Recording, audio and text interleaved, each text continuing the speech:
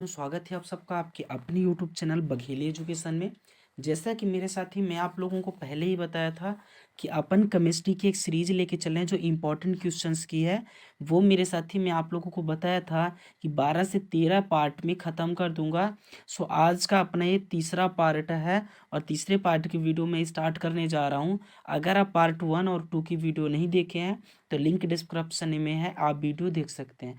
मेरे साथ ही मैं एक रिक्वेस्ट करता हूँ, अगर आप चैनल में पहली बार हैं तो प्लीज़ चैनल को सब्सक्राइब करें। चलिए मैं वीडियो को स्टार्ट करता हूँ।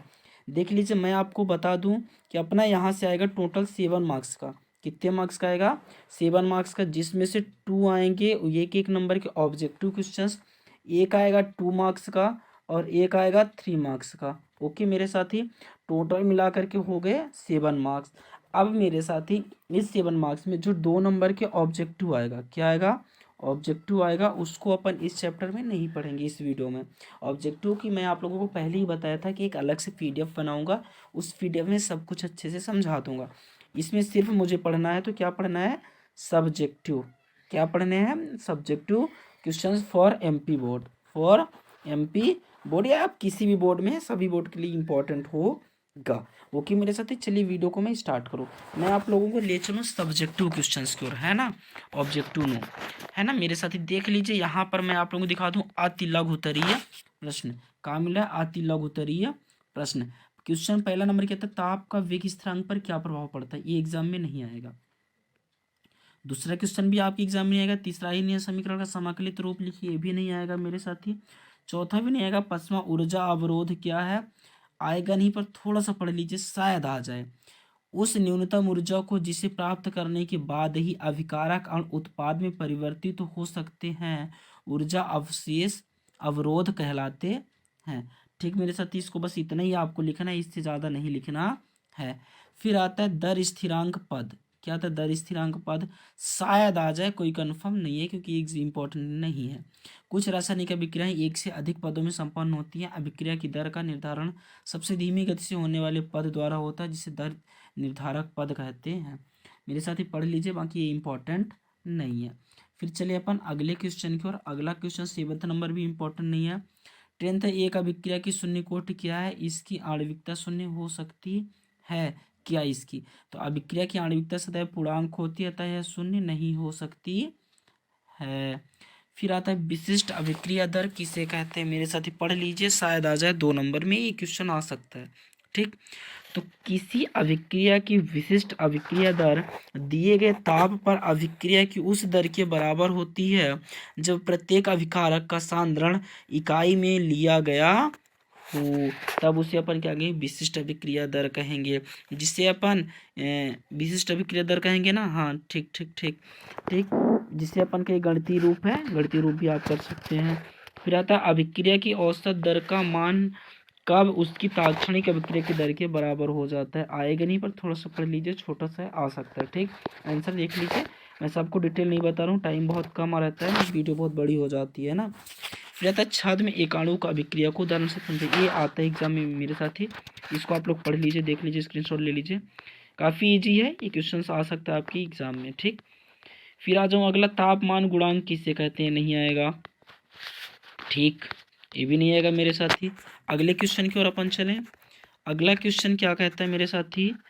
क्वेश्चन कहता है SO3Cl को, ये भी नहीं आएगा। एक अणु एक्स और वाई, ये भी नहीं आएगा मेरे साथी, जो कि मैं आप लोगों को बता रहा हूँ। रासायनिक अभिक्रिया की दर से आप क्या समझते हैं? ये आ सकता है, पर ज़्यादा इंपॉर्टेंट नहीं है, बस इसका थोड़ा सा मेन देख लीजिएगा, हो गया 2 नंबर में। ठीक ठीक ठीक ठीक ठीक, ये भी नहीं आएगा। किसी अभिक्रिया की आणविकता से आप क्या समझते हैं? आणविकता आती है मेरे साथी। ठीक, आणविकता या अणुसंख्यता एक ही होती है, तो इसकी ये वाली परिभाषा आपको लिख देनी है, ये वाली जो छोटी सी दिख रही है ना। क्या कहती है? दर स्थिरांक पद में भाग लेने वाले अणुओं, परमाणुओं तथा आयनों की संख्या को अणुसंख्यता कहते हैं। फिर चलूँ अगले क्वेश्चन को। सबसे इम्पोर्टेंट, जो कि कन्फर्म है कि आपके एग्जाम में आता है।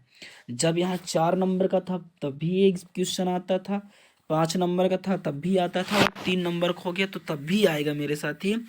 अणुसंख्यता और अभिक्रिया की कोटि में अंतर। सिर्फ छोटे छोटे इसको 3-4 ठो अंतर याद कर लीजिएगा, जो कि एग्जाम में 3 आपको लिखने हैं, अधिकतम 3 ही लिखने पड़े। रासायनिक अभिक्रिया की दर को प्रभावित करने वाले किन्हीं 4 कारकों को संक्षेप में समझाइए मेरे साथ। ये क्वेश्चन आ सकता है। इसके 4 कारक देख लीजिए आप लोग काफ़ी अच्छे से, है ना। चारों कारकों के नाम, अभिकारकों का साधारण, अभिक्रिया का ताप, उत्प्रेरक की उपस्थिति, क्रिया कारकों की प्रकृति।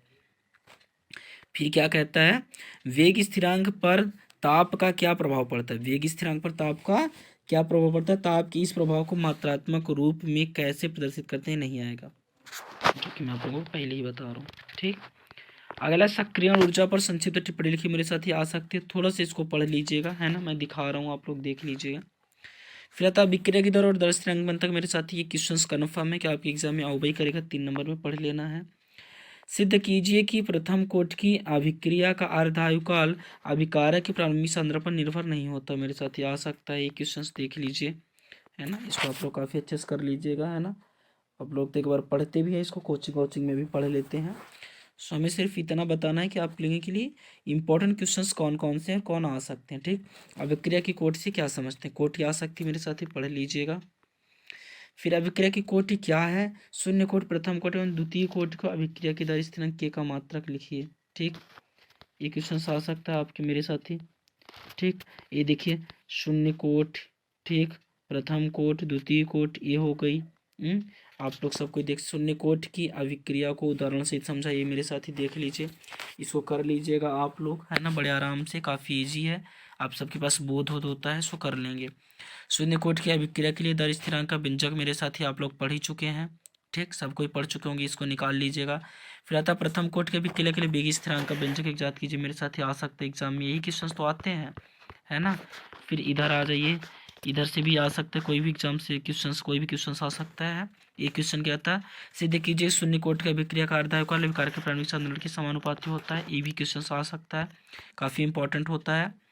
आयरन या समीकरण मेरे साथ 3 नंबर में आ सकता है, थोड़ा सा पढ़ लीजिएगा एक बार, ज़्यादा चांसेस इसके नहीं है। ठीक, फिर एक प्रथम कोट की अभिक्रिया का वेग, क्वेश्चन न्यूमेरिकल आ गया मेरे साथ, यहाँ से कोई भी एक न्यूमेरिकल आ सकता है, देख लीजिए आप लोग, न्यूमेरिकल तो कोचिंग स्कूल में कराया ही जा रहा होगा, है ना। फिर यहाँ के बाद फिर हमारा अपना नया चैप्टर आ जाता है। ठीक मेरे साथी, चलिए, आई होप कि आप लोगों को काफ़ी अच्छे से समझ में आ गया होगा।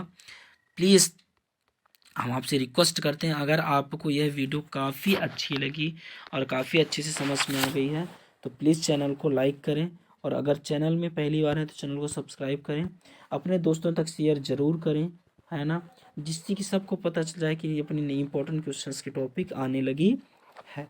तो जय हिंद मेरे साथियों, तब तक के लिए टाटा बाय बाय, मिलता हूँ आप सबसे मैं फिक्स्ड एक और नई वीडियो में।